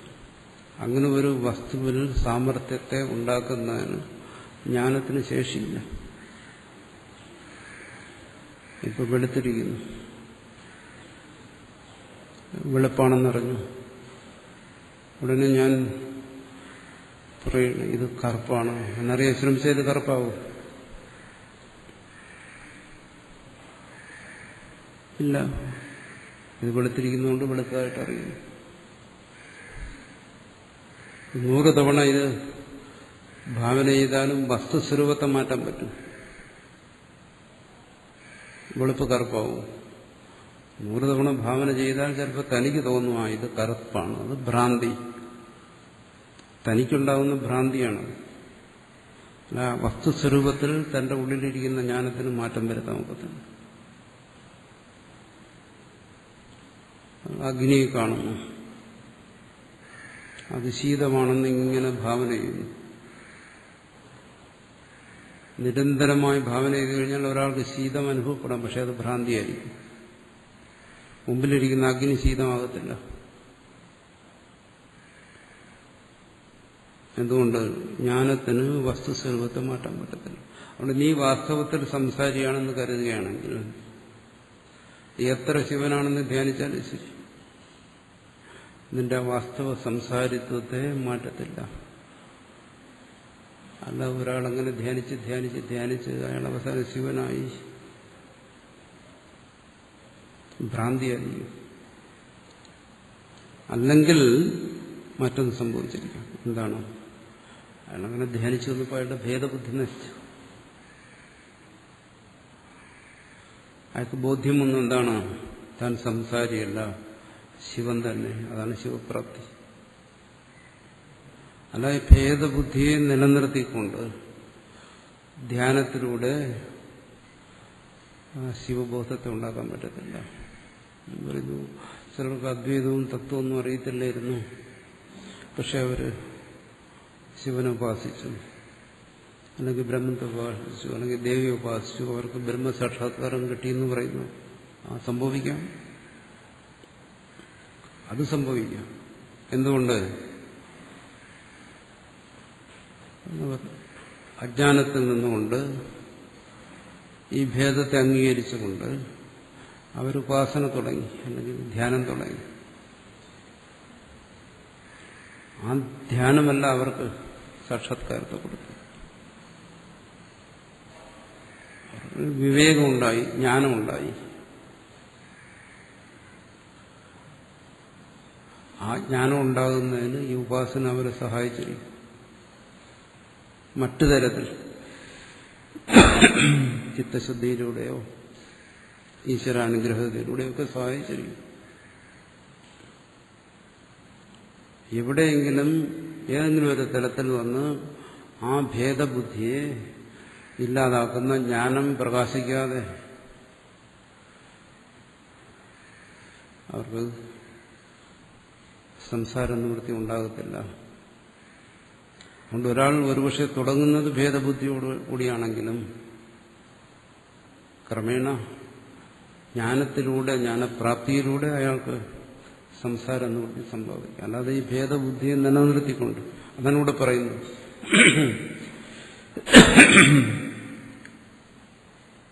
അങ്ങനെ പറയുമ്പോൾ സംശയിക്കും പലരും, ഈ അദ്വൈത ഉപനിഷത്ത് വാക്യമൊന്നും ശ്രവിക്കാത്തവരും കേവലം ശ്രദ്ധാസമ്പന്നന്മാരായിട്ടുള്ള ആൾക്കാർ, അവർ തന്നെ അവസാനം ബ്രഹ്മസാക്ഷാത്കാരം നേടിയിട്ടില്ലെന്നൊക്കെ ചോദിക്കും. എവിടെയെങ്കിലും അങ്ങനെ ഒരു സ്ഥലത്ത് അവരെത്തിച്ചേരും. എവിടെയാണോ ഈ ജ്ഞാനം ഈ അജ്ഞാനത്തെ നശിപ്പിക്കുന്നത്? ചിലപ്പോൾ പൂർവ്വ സംസ്കാരം കൊണ്ടായിരിക്കും, അല്ലെങ്കിൽ വർത്തമാന ജന്മത്തിൽ ബാഹ്യമായ ഒരു ഗുരുവിന്റെ ഉപദേശം കൊണ്ടാകും, അല്ലെങ്കിൽ ആന്തരികമായി തന്നെ ഗുരുവിന്റെ ഉപദേശം കൊണ്ടാകാം. എവിടെയെങ്കിലും അത് സംഭവിക്കും. ഭാഷ്യകാരവിടെ നിഷേധിക്കുന്നത് ഈ ഭേദം പരമാർത്ഥമാണെന്ന് വാശി പിടിക്കുന്നവരെ ആണ്. ഈ ഭേദത്തെ അംഗീകരിച്ചുകൊണ്ട്, ഭേദത്തെ നിലനിർത്തിക്കൊണ്ട് താൻ ഉപാസനയിലൂടെ സാക്ഷാത്കരിക്കും, മുക്തനാകും എന്ന് പറയുന്നതിനാണ് ഇവിടെ നിഷേധിക്കുന്നത്. അതിന് വേറെ ഉദാഹരണം പറയും ശാസ്ത്രം. അങ്ങനെ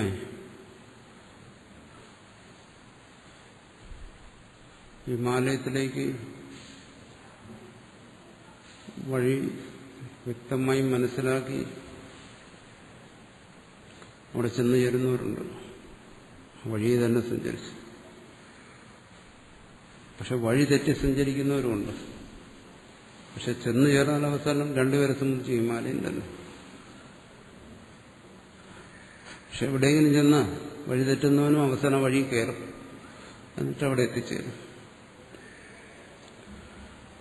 അവിടെ ആയാലും തന്റെ ആ ഭേദബുദ്ധി നശിക്കണം. അതുകൊണ്ട് ഈ പറയുന്ന ഭേദബുദ്ധിക്കനുസരിച്ചുള്ള ഈ ഭാവന, ഈ ജ്ഞാനം ഇതുകൊണ്ട് സാധിക്കത്തില്ല. ഈ ഭേദബുദ്ധിയോടുകൂടിയുള്ള ഈ ഭാവന കൊണ്ട് ഈ പറയുന്ന തത്വസാക്ഷാത്കാരം സാധ്യമല്ല. എന്തുകൊണ്ടത് ജ്ഞാനമാണെങ്കിലും എന്താണ് എന്നുവെച്ചാൽ വസ്തുന സാമർഥ്യജനകം ജ്ഞാപകം ഹി ശാസ്ത്രം.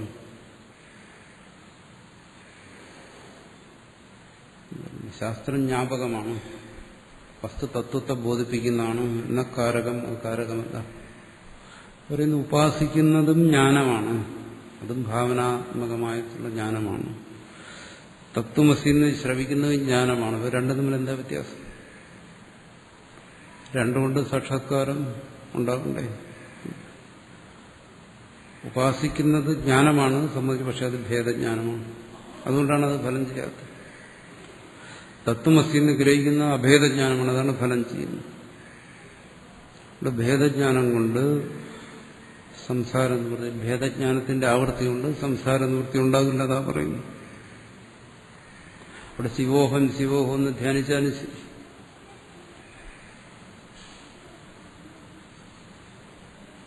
അവിടെ ഭേദജ്ഞാനത്തിന്റെ ആധാരത്തിലാണ്. എന്താ ഭേദജ്ഞാനം? ഞാൻ സംസാരിയാണ്, ഞാൻ ശിവനല്ല, അല്ലാത്ത ശിവനാകണമെന്ന് ആഗ്രഹിക്കുകയാണ്. ഈ ഭാവന കൊണ്ട് സാധ്യമല്ല. മറിച്ച് ശിവോഹം എന്നറിയുന്നു, ശിവനായിട്ട് തന്നെ, താൻ ശിവനായിട്ട് തന്നെ ശിവോഹം എന്നറിയുന്നു. അത് ഫലം ചെയ്യും.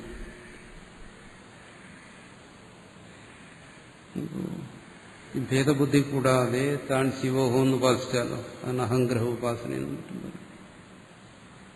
അങ്ങനെയുള്ള ഒരു ഉപാസനയും ക്രമേണ അവനെവിടെ എത്തിക്കുമെന്ന് പറയുന്നു.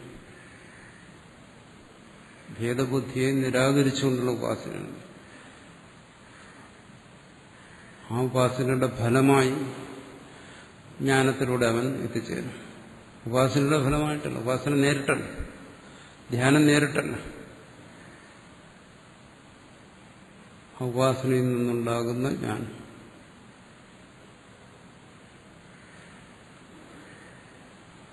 അവിടെ ഉപാസന എന്താണ്? അവിടെ ഭേദരഹിതമായ ജ്ഞാനം തന്നെയാണ്.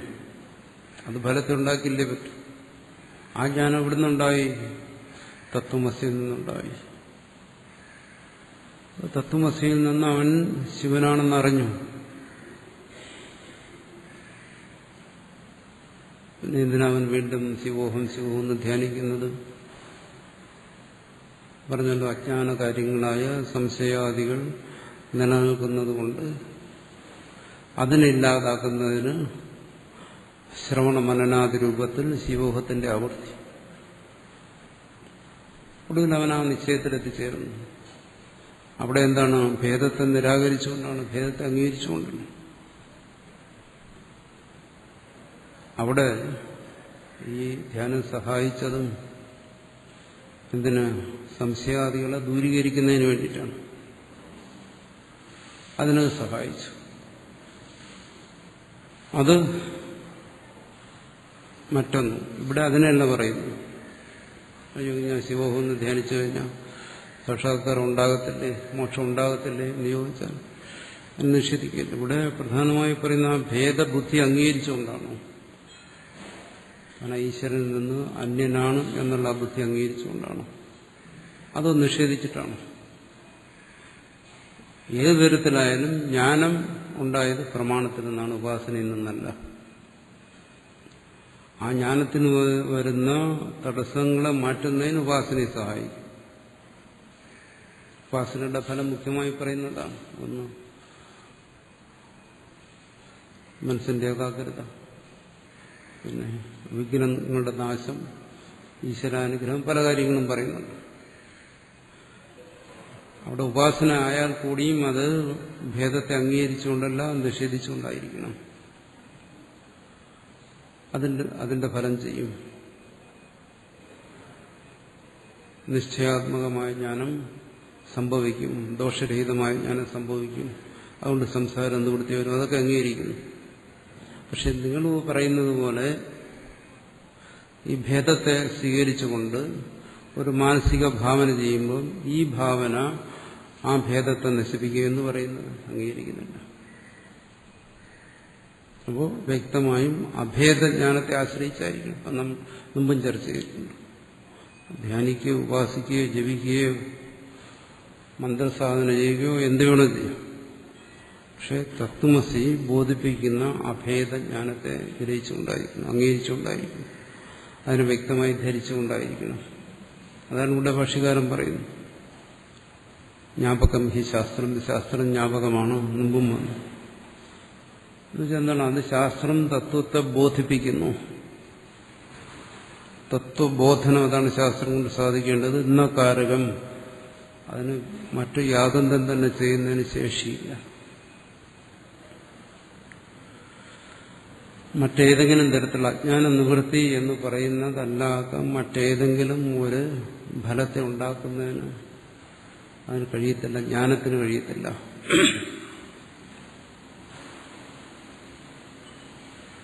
എന്നാണ് ആ ഭാഗത്തിവിടെ വളരെ വ്യക്തമാക്കിയിരിക്കുകയാണ് ഭാഷ്യകാരൻ. ഇഹ പ്രവിഷ്ട ഇത്യാദി വാക്യേഷ പരസ്യവ പ്രവേശിസ്ഥിതം. അഹംഗ്രഹ ഉപാസനയിലായാലും ശരി,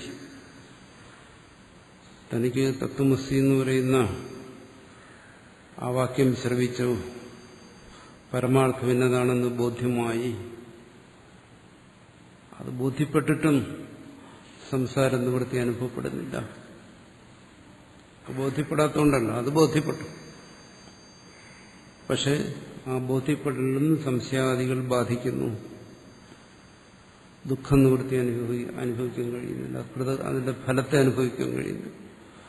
കൃതകൃത്യത തുടങ്ങിയ ജ്ഞാനഫലത്തെ അനുഭവിക്കാൻ കഴിയുന്നില്ല. എന്നാൽ ആ ബോധമുണ്ട്, അതാണ്. അവിടെ പിന്നെ മറ്റെന്താ ചെയ്യുന്നത്? ഉപാസനയുള്ള വഴി. അതും എങ്ങനെയുള്ള ഉപാസന? ശ്രവണ മനന രൂപത്തിലുള്ള ഉപാസന. ശ്രവണ മനന രൂപത്തിലുള്ള ഉപാസനയിൽ എന്താണ് ദൃഢപ്പെടുത്തുന്നത്? ഇവിടെ ജീവപരഭേദമില്ല, അതാണ് അത് ബോധിപ്പിക്കുന്നത്, അതാണ് ചർച്ച ചെയ്യുന്നത്, അതാണ് മനനം ചെയ്യുന്നത്. അതും ഒരു ഉപാസനയാണ്. ശിവോഹം എന്ന് അവിടെ ദൃഢപ്പെടുത്തുന്നു. അവിടെ ആ ഭേദബുദ്ധിയെ നിരാകരിച്ചുകൊണ്ടാണ്. എങ്ങനെ? സ ഏഷ ഇഹ പ്രവിഷ്ട, ആ സൃഷ്ടികർത്താവ് തന്നെയാണ് ഈ ശരീരത്തിനുള്ളിലിരിക്കുന്നത്. രണ്ടും തമ്മിലുള്ള അഭേദജ്ഞാനം. ആ അഭേദജ്ഞാനത്തെ നിലനിർത്തിക്കൊണ്ടുള്ള മറ്റെന്ത് സാധനങ്ങളായാലും ശരി, ആ ഭേദജ്ഞാനത്തിന്റെ പൂർണ്ണതയ്ക്ക് ഉള്ള തടസ്സങ്ങളെ മാറ്റുന്നതിന് ഉപകരിക്കുന്ന ഏത് സാധനങ്ങളായാലും ശരി, വീണ്ടും അത് ഭേദജ്ഞാനത്തെ ഉണ്ടാകാത്തതല്ല, അതിനെല്ലാം അംഗീകരിക്കുന്നുണ്ട്. പക്ഷെ അവയും എന്താണ്?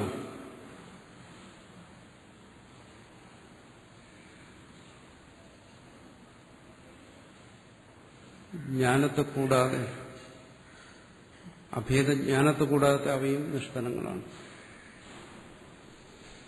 ഇതിലൂടെ ഭാഷ്യകാരൻ അടിസ്ഥാനപരമായി അഭേദത്തെ ജ്ഞാനത്തെ സ്വീകരിച്ചിരിക്കുന്നു.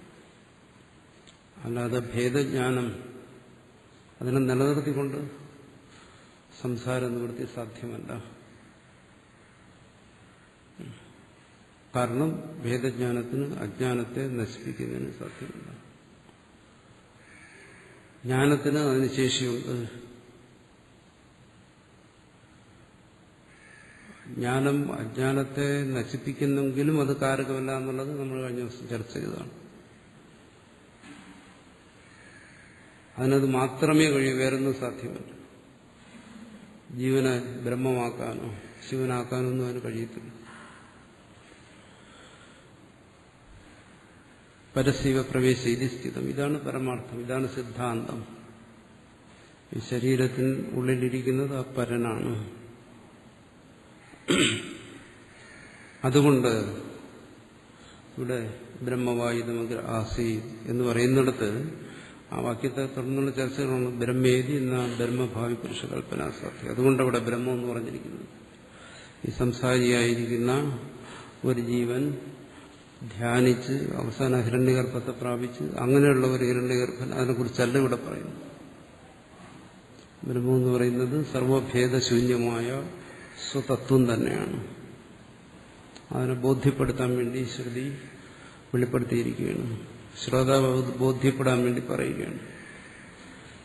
അല്ലാതെ ഭേദ അധിഷ്ഠിതമായ ഒരു തരത്തിലുള്ള ഉപാസന ഇവിടെ സ്വീകാര്യമല്ല. അത് രണ്ടും മനസ്സിലാക്കണം. ധ്യാനം അല്ലെങ്കിൽ ഉപാസന അദ്വൈതത്തിൽ അസംബന്ധമെന്നല്ല പറയുന്നു. അങ്ങനെ ധരിക്കുന്നു. ധ്യാനം ഉപാസന ആകാം, പക്ഷെ അത് ഭേദബുദ്ധിയെ ആശ്രയിച്ചായിരിക്കരുത്. അത്രേ പറയുന്നു. അഭേദബുദ്ധിയിൽ അതാവശ്യമാണെങ്കിൽ അതാകാം.